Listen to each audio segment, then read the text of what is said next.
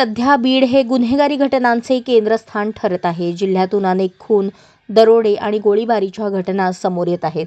मस्साजोगचे सरपंच संतोष देशमुख यांच्या खुनाने राजकीय वातावरण ढवळून निघाले. कॅबिनेट मंत्री धनंजय मुंडे यांचे निकटवर्तीय असलेले वाल्मिक कराडलाच देशमुखांच्या हत्येचे खरे सूत्रधार असल्याचा आरोप केला जात आहे. या प्रकरणी एसआयटीने वाल्मिकवर मोक्का अंतर्गत कारवाई केली आहे. त्यामुळे वाल्मिकचा पाय खोलात जाताना दिसत आहे. एकीकडे वाल्मिकच्या अडचणी वाढत असताना आता त्याचा मुलगा सुशील कराड एका खून प्रकरणात अडकण्याची शक्यता आहे. परळीतील व्यापारी महादेव मुंडे यांचा खून प्रकरणात सुशीलचं नाव समोर आले आहे. 22 ऑक्टोबर 2023 रोजी परळी तहसील कार्यालयाजवळील प्रांगणात महादेव मुंडे यांची निर्घृण हत्या करण्यात आली होती. त्यांच्यावर धारदार शस्त्राने वार करण्यात आले. आता याच हत्या प्रकरणात सुशीलचा हात असल्याचा आरोप भाजपचे आमदार सुरेश धस यांनी केला आहे.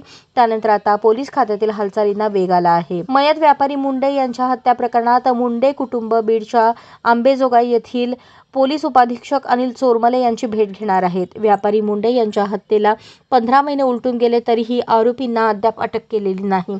आता हे प्रकरण परळी पोलिसांकडून काढून घेण्यात आले असून हे DYSP दर्जाचे पोलीस अधिकारी चोरमले याचा तपास करणार आहेत. बीडचे पोलीस अधीक्षक नवनीत कौवत यांनी हा निर्णय घेतला आहे. अशाच नवनवीन अपडेटसाठी जनता राज्य न्यूज चॅनलला सबस्क्राईब करा, लाईक करा आणि शेअर करायला विसरू नका.